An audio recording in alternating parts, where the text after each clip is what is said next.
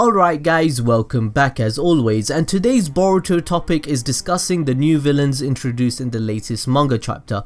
And I know what you guys are thinking, right? I don't want to be spoiled about Boruto, I don't read the manga, I want to wait till the anime catches up. Of course, that's entirely up to you and I respect your decision, but to be honest, I don't think this is spoiling too much. It will only make you more excited for the upcoming arcs the anime will have to offer, since we technically already know Kawaki and he was revealed in the first episode to face Boruto, with Konoha being destroyed in the background.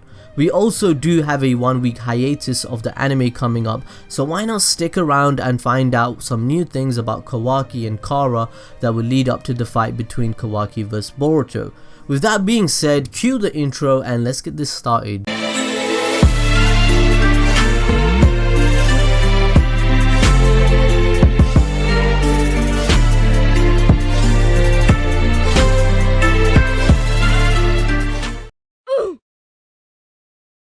The latest chapter of Boruto revealed a lot of information, and when I mean a lot, I'm talking questions on top of questions. I'm excited to say and tell you guys that what's happening in the manga right now, the way I feel when I'm reading it, the quality reminds me of Naruto chapters or episodes which would fly by, making me think, what, that was 19 minutes already?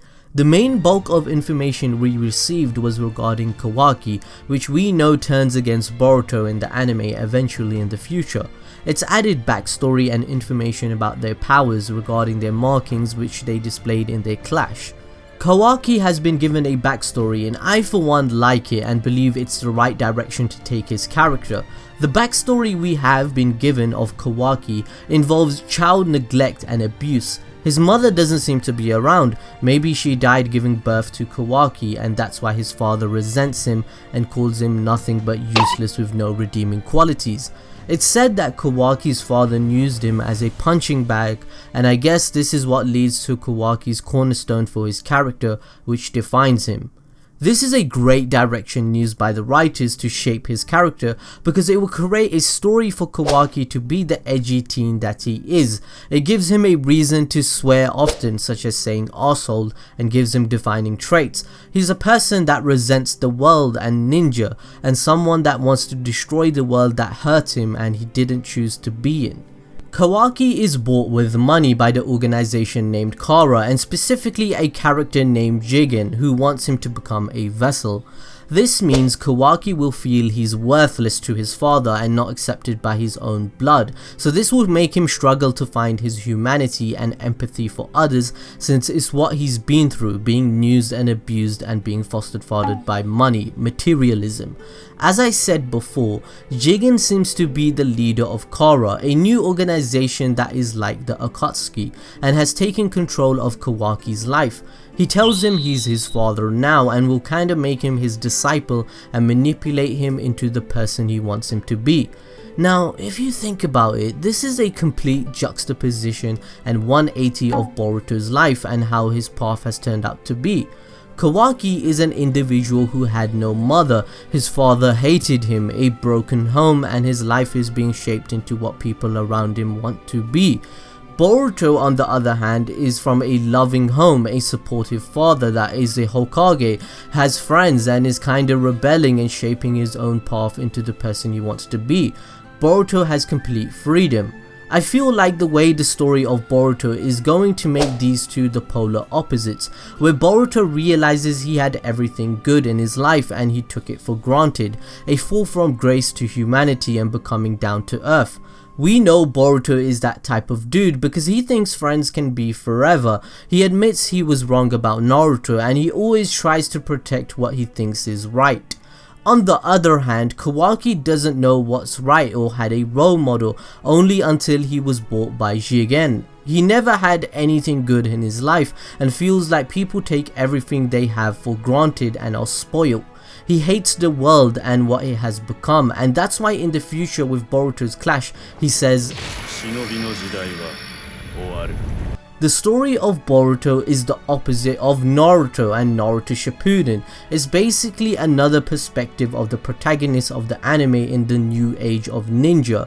Boruto has been stated by Momoshiki and his prophecy that he will lose everything just like Sasuke did, his sensei, but Boruto will not become the villain like Sasuke did. This is the complete opposite. Kawaki is also a character who has a past similar to Naruto, but he's also the opposite. He's not creating the same path where he wants to be Hokage. He's getting corrupted by Jigen and Kara. Both Boruto and Kawaki are the contrast of each other, but also of Naruto and Sasuke from the original story. So they're basically retelling the same story from the previous anime, but from a different perspective, and the roles are switched. This can develop into Boruto being the one that saves Kawaki from darkness and learn humanity, or what it means to be accepted by the people around you and get acknowledged. So Boruto will play that role the way Naruto played for Sasuke and vice versa, but Boruto's in Sasuke's position. I hope you guys get that. The relationship they were developing in the chapter also indicates what I'm trying to say, guys. Boruto also seems to want to know more about Kawaki since they have the same seals. It looks like he wants to be his friend. That's up to our assumption, but their destiny seems to be linked since they both felt something going on with their seals and they feel the same pain.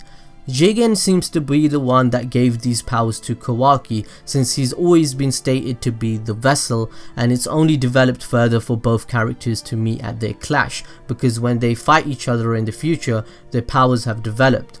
Boruto vs Kawaki in the future also indicates strongly that Kawaki and Boruto knew each other well from previous exchanges, and a line that gives this away is when Boruto says, "Kokomade yaru to wa na, Kawaki." This connotes the idea that this relationship between the both of them has been going on for a few years and they are very familiar with each other, and Kawaki may or may not betrayed Boruto or is actually going along with the plans his father Jigen created and he destroyed Konoha. Another surprising thing to know is the organization called Kara, assuming Naruto Uzumaki would have the seal Boruto has, but they turn out to be wrong. They thought Naruto defeated Momoshiki, not Boruto, so this leads us to believe that Kara has knowledge of the Otsutskis and of things that we do not know. It also tells us that by killing an Otsutsuki may give you a marking with new powers. So this begs another question on top of that: how the hell did Kawaki get one? Then on top of that, we have another question and another assumption.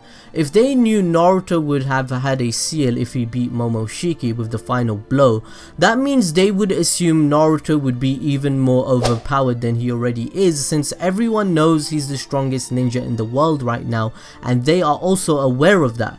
But in the manga, they didn't really seem scared at all or fazed by this information. They don't actually care that Naruto is around and is broken, which means they are either just as powerful as Naruto and Sasuke, or have a jutsu or a plan that can take him out of the picture with ease, which again, the future scene indicates this is the case, since Kawaki says to Boruto,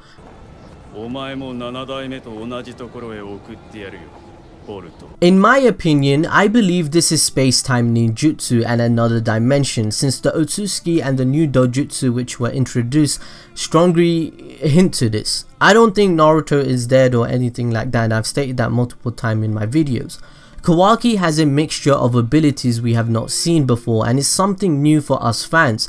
He does some Dragon Ball Z shockwave type stuff when he wakes up that literally blows a hole into the ground and throws everyone away, which only means he must have an insane amount of chakra levels.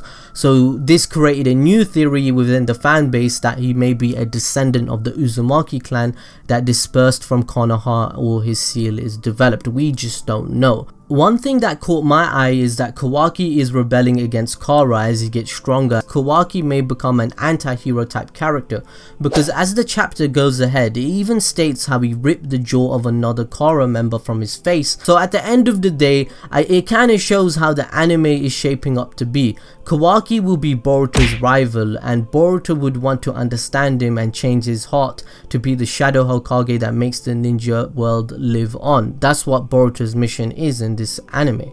But let's not end this video here, guys. I don't think Kawaki is the final villain of Boruto.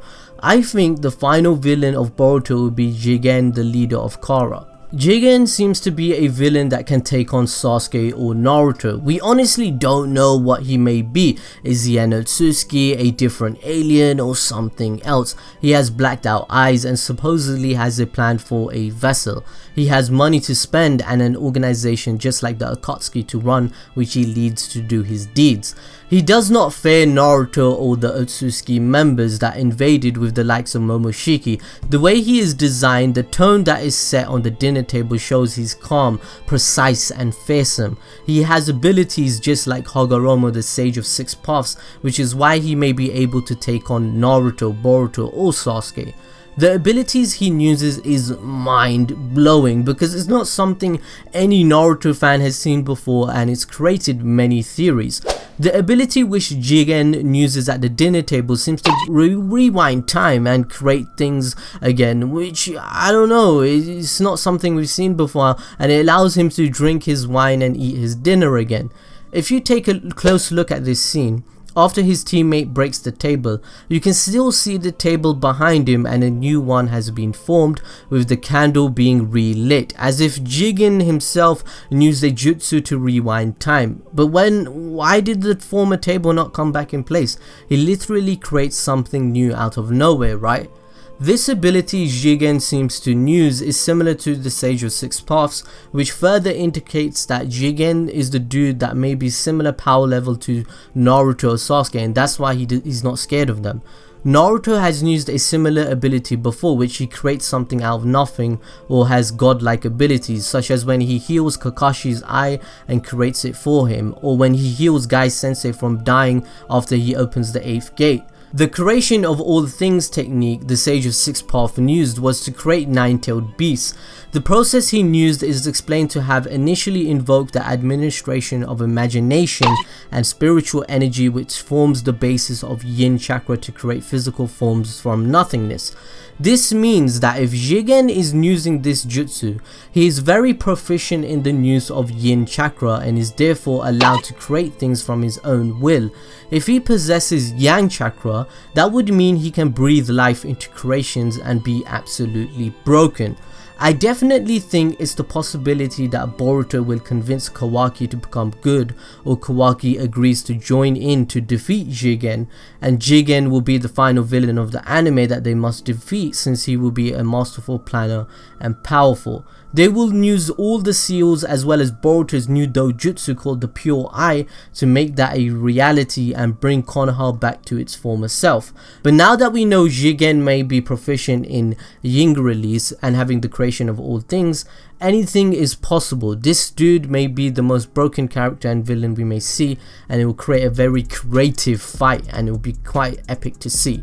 Anyway guys, judging from the comments you guys made on the community tab regarding the chapter, you guys seem to agree with me and this chapter was absolutely lit. I particularly, some of you made me really laugh, like the one about Bona or something. And I just really appreciate it when you guys give comments and feedback. These are the comments that I liked in particular in regard to the subject, and I hope you guys join in the next discussions, because I did a Konohamaru one as well.